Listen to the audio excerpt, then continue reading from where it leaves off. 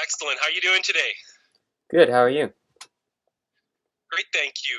I'm Brad, and I'm the Member of Parliament for Mission-Matsqui-Fraser Canyon. And I hear you have some questions for me. I do. Excellent. Where are you coming from today, Colin? Where am I calling from? Yeah. I'm actually in Coquitlam in the riding of Port Moody-Coquitlam. Oh, wonderful. Well, thank you for reaching out. Okay, so my first question is, how did you get involved with politics? I got involved in politics when I was a public servant, actually, and I was riding my bike to work every day, and I was living in Ottawa at the time, and I would see Parliament Hill, and I said, well, why did I study politics for 6 years if I'm not involved in the action now? So I took a leave of absence from my job and did the Canadian Parliamentary Internship Program, and subsequently started working as a political staffer after. That's cool. Yeah. Do you have any advice for young people and teenagers that would like to get involved with politics in their community? Absolutely. The first point is that those who show up will win. Politics is about active participation. For a young person getting involved, oftentimes a volunteer will come to me and they say, I'm really interested in comm strategy and political electoral analysis. But the reality is, if you want to get involved, you got to be willing to do the grunt work when you start. So stuffing envelopes and knocking on doors, putting up signs. For those that want to be involved in politics, that's usually where you start. The people who have led elections, people who are MPs, have all done their fair share of the grunt work. So you got to be willing to get your hands dirty and get involved in door knocking, envelope stuffing, and signs to start. Why did you want to become an MP? I wanted to become an MP after I was working in politics for a few years, and there was just I had a few instances where I came across members, and I was really wondering about the decisions they made.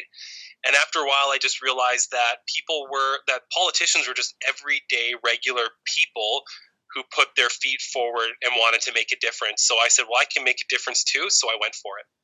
And I had no guarantees when I started the process.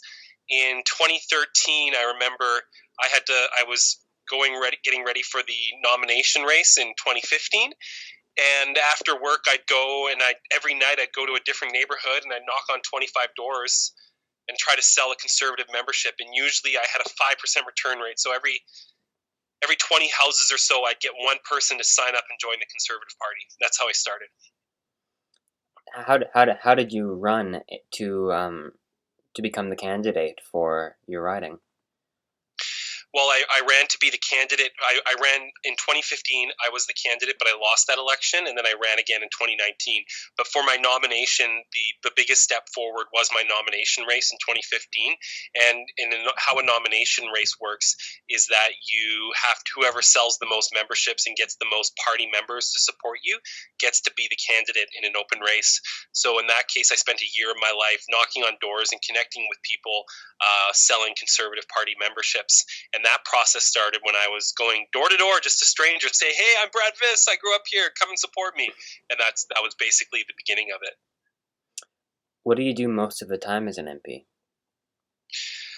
Well, I got up at 6 o'clock this morning to do question period practice, and then I spoke in question period today about money laundering in BC. I had a meeting with the Federation of Canadian Stakeholders this morning. I got to write a bunch of letters and respond to constituents this afternoon. But generally, I travel a lot because my riding's big and Ottawa's very far away. Generally, the job of an MP is very, very time consuming, and you have a number of very, very different things that you're responsible of doing. So there's a legislative aspect to the job, there's a management aspect to the job, there's a political aspect to the job. Basically, you go to a lot of events, you talk to a lot of people, you write a lot of things, you develop policy, you propose legislation, you challenge the government as an opposition member about what they're doing and what you think they should be doing better. No day is the same, but there is a lot of demands on your time, always.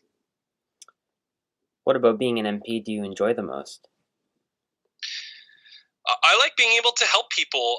I always say in our constituency office, we do a lot of immigration related work, and when we're able to see a Canadian bring their spouse over to Canada, that might have taken a few years, or adoption cases, or helping someone with a Canadian a tax issue, and seeing some real results, that's really enjoyable.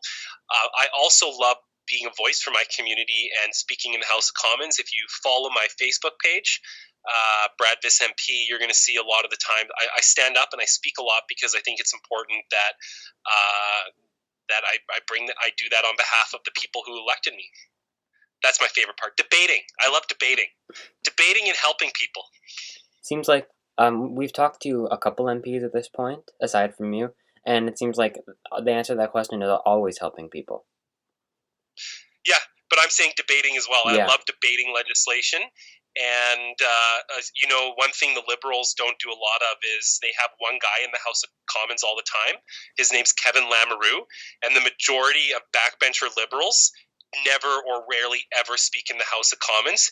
You can go on the House of Commons website page and you can look under work for each member of Parliament, and it shows when they're speaking in the House.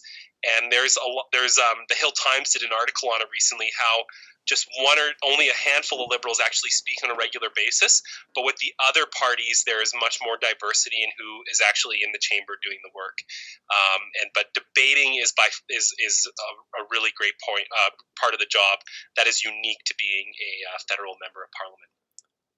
I go on ourcommons.ca sometimes, and I look at different members, and I see whenever I'm watching Question Period, I notice essentially all of the Conservatives I've seen have stood up and asked a question before, and I have very rarely seen very many Liberals do that. I thought it was just because you guys were the opposition. Well, questions is only one aspect of it. You need to look at debates. Mm-hmm. The Liberals have just as many opportunities or more to speak on debates than the Conservatives do. But you'll note on the speech from the throne, Kevin Lamoureux, the member from Winnipeg, took and this is what the government's all about, is getting their speech from the throne, is setting the agenda. They shut down Parliament to do this. And they had Kevin Lamoureux fill up over 30% of their time, one person, instead of spreading that out to all the different members to speak on behalf of their communities. There was a member from Nepean that I recently, he was debating in the House of Commons, and I think his name's Chandra. And I went up to him and I congratulated him after 1 year for finally rising and debating in the House of Commons for the very first time after 1 year since the election. And then he said to me in my questions, well, I let other people speak till they're better at it. And afterwards, I encouraged him and I said, you know what, you actually made a really good speech. You should speak more often on behalf of your constituents, because they can't depend on another member of Parliament. They can only depend on you. And you did a really good job. And that was me saying that to a Liberal. But generally speaking, it's just Kevin Lamoureux who speaks most of the time for the Liberals. What made you choose the Conservative Party over the other political parties? Yeah, so Abbotsford is a very diverse community, and so is my riding. And when I was a Canadian parliamentary intern, I was in a room of people. I come from a very blue-collar background. My parents are divorced. My mom was a resource worker with special needs women, not a very high-paying job. And my dad was a corrections officer at the Pacific Institution, which is one of the federal penitentiaries in Abbotsford. All my grandparents were Dutch immigrants after World War II, and like a lot of people in Abbotsford, their parents or their grandparents were immigrants. The same thing in the Mennonite community and in the Punjabi community, and so there's just this general ethos in Abbotsford that we really celebrate the ability of people to come to Canada and thrive and make beautiful lives for their families. And I think the Conservative Party does the best job of embodying that spirit, that, we have government in Canada to help us, but at the end of the day, our success is determined by our own personal actions. And that's why we're the party that encourages and does the most for businesses to help them, which encourages small businesses to thrive, especially because that's how a lot of new immigrants make their way in Canada. What do you So think? I became a conservative. So going back to that point, so I was in this room with all these people who grew up in, and they're all my friends, but they came from families where like their grandparents might have gone to university. None of my parents went to university, nor my grandparents. I was the first generation to actually get a post-secondary education, and so all of these friends that came from more like established backgrounds really wanted the government to play more of an active role to help people. And I says, well, why don't? And I kind of took a different perspective, and I found that my perspective was more in line with the Conservative Party, because the Conservative Party is all about giving people a foundation of success, but also understanding that personal responsibility and freedom matter a lot. And we never like it when the government tries to take away our freedom, and nor does the Conservative Party. What do you think is the most important issue of our time? Big question. Well, right now, our current government, so the most important issue of our time is how we're moving beyond the current pandemic that we're facing. The government of Canada has spent more money than any other history in the history of Canada, and we haven't had a budget this year. We're not getting a budget this year. It's the first time I think a government's ever skipped a budget. Even during World War II, we always had a budget. But why is a budget important? Because it gives direction to our economy, it gives direction to our workers and our society about where the government is going, and it outlines a plan, and governments have to be accountable for those plans. So when we have the Parliamentary Budget Officer, that's the independent authority of Parliament, which reviews how government's spending money. When they say that they can't account for the hundreds of billions of dollars that have been spent, and that the government's not reporting what they're doing, I think we're in a very challenging situation. So I'm very, very concerned about the broader plan of the government and what Canada will look like in the next 20 years because of the amount of money we're spending today. And I'm not challenging the fact that we need to spend money right now, but I'm challenging the efficient use of those funds for the well-being of you, Colin, and my children. What's the most difficult part of your job as an MP? As a member of Parliament, you have to make compromises, and you have to say no to people. And generally, politicians are type A people pleasers. So when you have to say something that's going to upset someone, that's a hard part of the job. But it's also a necessary one to make sure that you're a principled politician. That's the hardest thing for me to do, because I want to make everyone happy, but you can't. Yeah. How have parliamentary procedures been disrupted during the COVID-19 pandemic? Absolutely, parliamentary procedures have been disrupted. So the first thing was, going back to the speech from the throne, the government prorogued Parliament in the summer, and we were doing really important work on our committees, understanding how organizations and civil society was responding to the government support programs to date. The Liberals stopped that because they said they needed to work on a speech from the throne that was going to lay out a plan for Canada. Obviously, they didn't lay out that plan. And now we still don't know when we're going to get vaccines, and we don't know how much money is being spent. So parliamentary procedures were challenged. Also, if you might recall, back in the spring, the Liberals tried to shut down Parliament for 2 years.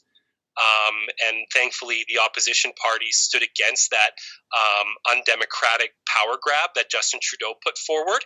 But it was one of the most undemocratic things any politician in the history of Canada has ever tried to do, to shut down our institutions for 2 years because he saw them as a nuisance.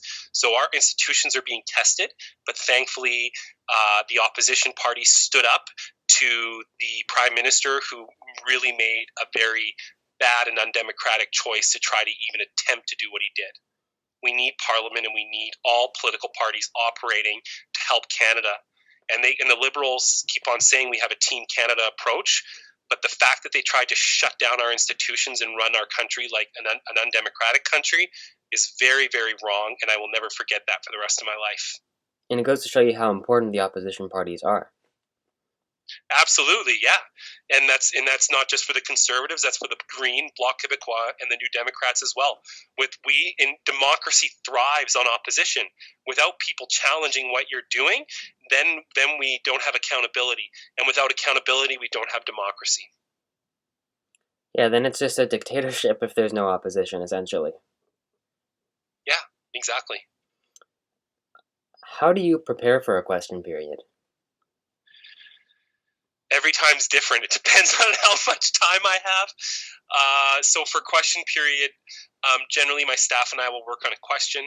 I will rehearse the question a few times. I'll go over it with some staff members in the House Leader's office. The House Leader is the Conservative member in charge of our legislative agenda and our parliamentary agenda. And I'll go over the question, work on our strategy, and then I get up and state that question. Actually, you mentioned that.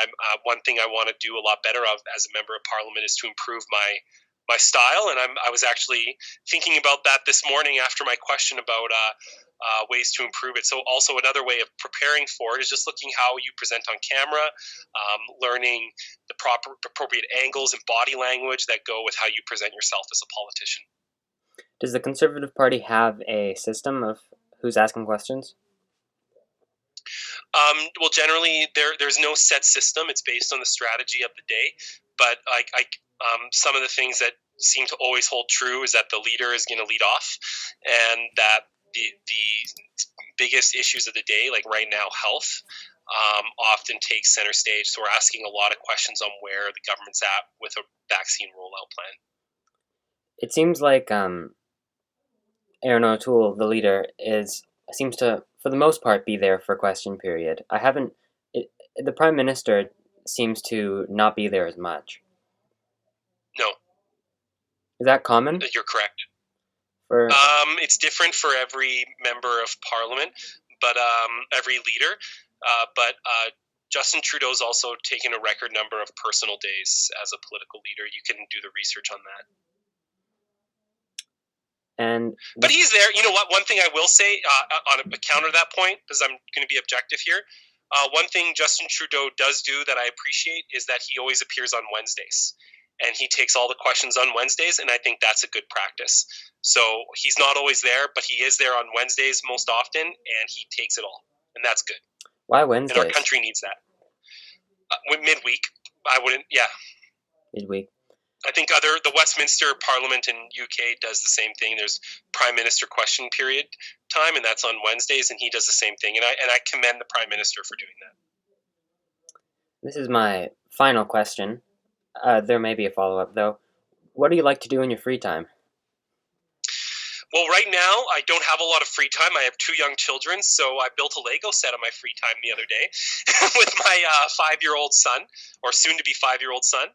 And I have a 1-year-old at home too, so I try to incorporate family time with exercise. So I go to Rotary Stadium and run the track with my kid in the stroller, or I go to Mill Lake Park or Heritage Park in Abbotsford and Mission, and or I go and walk along the Fraser River. I do a lot of gardening in the summer. We grew a lot of flowers and vegetables. And if the pandemic, and my favorite sport is rugby, so I really like to follow Canada Rugby Sevens and all that are in the new professional rugby league in North America. And I try to play piano every day for even 10 minutes or so, just to take my mind off work and do something productive outside of my professional responsibilities. But generally, and I work over, I can work day and night in this job. So I really value my family time, and when I'm not working, most of the time I'm playing with my kids. Well, it sounds like you really enjoy your job as an MP. Is there anything else you would like to add before we end the interview? No, I'm just interested as to how you reached out to me and what the basis of these questions are. And why don't you share a little bit about who you are and what spawned your interest in federal politics? Well, we decided at the Hume Park Bugle that we wanted to reach out to some politicians for interviews because we're all very interested in politics. And sorry, what was the organization you mentioned? The Hume Park Bugle. That's what our newsletter is called. Oh, okay. Say that one more time. The Hume Park Bugle. The Hume Park Bugle. Is the Hume Park the name of your school? Hume Park is the park that our school's next to in New Westminster. Oh, wonderful. Okay. And so we're all interested in politics, so we emailed a lot of politicians about interviews, and we figured, well, not all of them are going to respond, and we didn't think very many, if any, were going to respond, but we were wrong. A fair amount of politicians have responded. Just yesterday, MP Nellie Shin replied to our email, and we've already done an interview with Peter Julian of the NDP and Kenny Chu of the Conservative Party. So, yeah, that's what we're. Wonderful. And what sparked my interest in federal politics, I'm not too sure. I think it kind of started with every holiday I'm at my family's house, and they're always talking about politics. So I kind of wanted to get involved. And also, I stumbled onto the political side of YouTube. Oh, well, be careful, my friend. Don't get sucked into that. So it can be dangerous. Yeah, I stumbled into politics on YouTube, and then I started researching Canadian politics a lot more, and got involved and interested in that. Hey, that's awesome, and I wish more young people such as you, like you, were showing an interest in reaching out to MPs. One thing we can all be thankful for in our country is that all members of Parliament, I truly believe, are in this to make our country a better place. And we have an amazing place to call home. But it's up to you now to start showing that interest and being involved and being an informed citizen to be able to enter a leadership position one day in whatever field of work or civil society you decide to enter and pursue. But having that understanding of politics will always be there to help you in your decision making and in what I like to say, to rock the free world, my friend. Okay. Thank you, Mr. Vis. It was a pleasure interviewing you. Yeah, and you can call me Brad, Colin, and you have a wonderful day. You have a wonderful day as well. Thank you.